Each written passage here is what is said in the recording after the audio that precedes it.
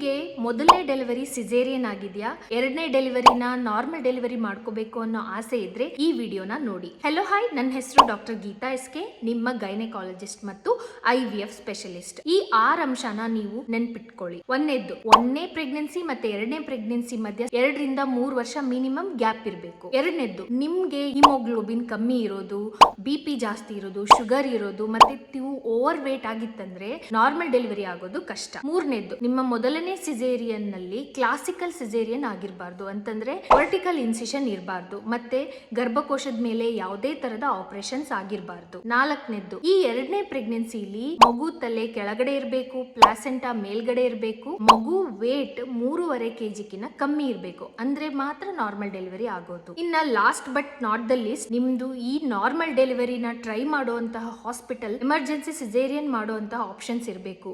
In case uterine rupture ಏನಾದರೂ ಆಯ್ತಂದ್ರೆ ICU admission, blood transfusion ಎಲ್ಲ ಮಾಡಬೇಕು. ಒಂದು ಮಲ್ಟಿ ಸ್ಪೆಷಾಲಿಟಿ ಹಾಸ್ಪಿಟಲ್ ಅಲ್ಲಾದ್ರೆ ಈ ಎಲ್ಲ ಫೆಸಿಲಿಟೀಸ್ ಇರುತ್ತೆ. I hope this help you. Follow for more.